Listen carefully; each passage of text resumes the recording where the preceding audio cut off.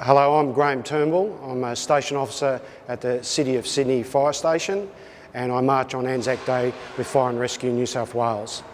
It's a chance to wear your medals, a chance to polish your boots and actually go and display. And when you march down the streets of Sydney with the bands, it's quite a thrill actually to be on the other side as opposed to spectator. I think more of all the service men and women who have actually done their time on duty as opposed, and not all of us actually see combat. Grandfather was Argyle and Southern Highlander, and he was served in the Somme.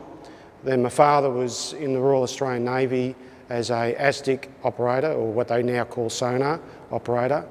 And myself, I entered the Naval College mainly because in those days there was still conscription for Vietnam, and it was and I wanted to get away from home, so I joined the Navy.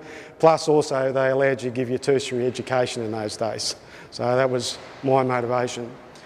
And then finally we've got a fourth generation now. My twin sister's son has just done a stint in Afghanistan. So he returned home safely just the other month. So we're all a bit worried about that, and he got home safely. So in our family we've basically spanned 4 generations of military service. The highlight though for me has always been the dawn service. With the Navy we'd travelled quite extensively around the world, and I've been to dawn services in Hong Kong, I've been dawn services in Canada and around the world.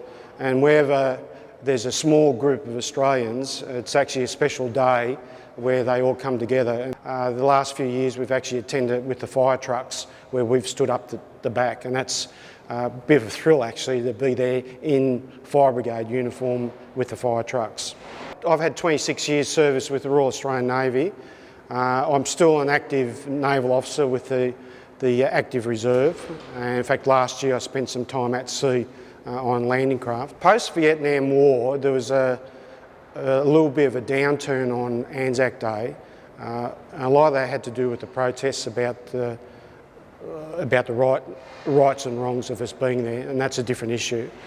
However, since then there's been a resurgence, and also I think that a lot of people don't realise is that a very large number of Australia's young servicemen and women have now seen active service in the last 8 to 10 years, particularly with Iraq and Afghanistan, the Solomons, Timor, and also the peacekeeping operations through Africa.